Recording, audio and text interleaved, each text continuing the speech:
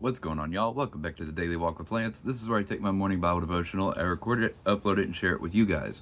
Like I say before every video, don't view me as a spiritual leader, pastor, prophet. I'm not. I'm just the average Joe trying to show other average Joes how to be in the Word more, even with a busy 9 to 5, and how to learn more about the Bible, how to know God's will better, how to know what things the Bible approves of or disapproves of, what things that are abominations or not, what things are called good, what things are called not good, what things do we get to leave in the Old Testament, and what things do we still follow in the New Testament. The only way you're going to learn all that is you got to do more than just Sunday morning. You got to be in the Bible learning it yourself. Otherwise, how do you know the teacher you're talking to is even teaching correctly? You have to know the Bible for yourself. But anyway, so today I kind of handpicked it kind of like I did yesterday, because a lot of people say, why do these videos? Why go on these softball trips and try to talk about God to people, and why do these things? And so I took there's a couple of verses in Mark that really tell us why, like, and it's the exact verse where it's like, well, if somebody said no, well, the Bible doesn't say that. Like, yeah, it does right here. So let's just get into it. Like I said, we are in the book of Mark. We are in so we're in the book of Mark, chapter 16. As always, I'm in the New American Standard Bible, and we're going to pick it up at verse 14. So this is right after Mary Magdalene and the two Marys have gone to Jesus's tomb with, spices, things that they did for burials back then, and they find the tomb empty. They talk to the angel, and the angel says Jesus is not here; he has risen. And then we pick up right after that, and it reads. Later, he appeared to the 11 disciples themselves. Notice he says 11 here because we know what happened to Judas. And Paul hasn't been made a disciple yet. So that's why there's 11 here. Keep in your mind, Judas is gone at this point. And so later he appeared to the 11 disciples themselves as they were reclining at the table, and he reprimanded them for their unbelief and hardness of heart, because they had not believed those who had seen him after he had risen from the dead. And he said to them, "Go into all the world and preach the gospel to all creation. The one who has believed has been baptized, and the one who has believed and has been baptized will be saved, but the one who has not believed will be condemned. These signs will accompany those who have believed.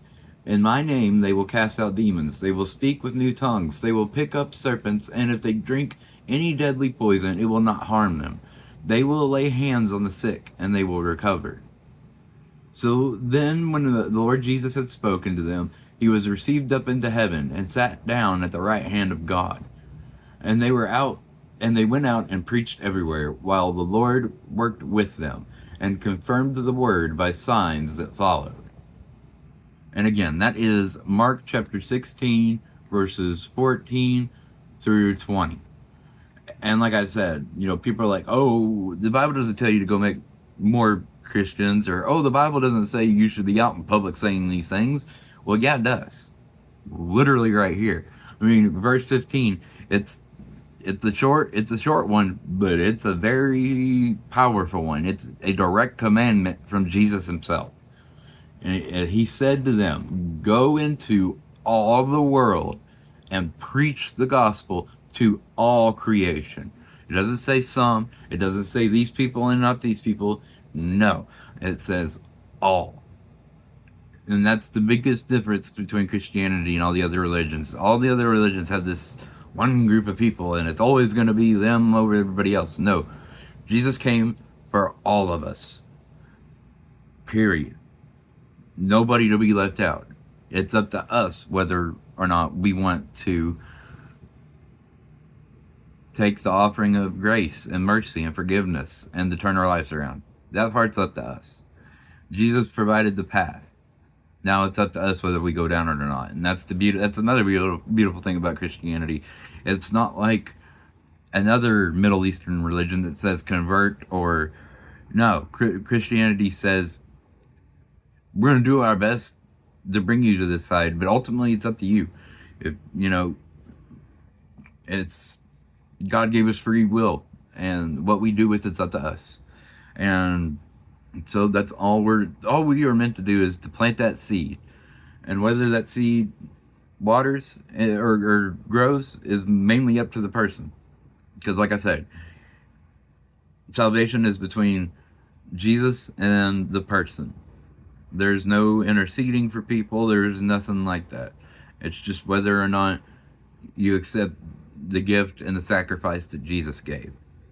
There's no hidden tricks. There's no, oh, you have to do that. No, it's just start with belief in him and his sacrifice and that he is divine, and go from there.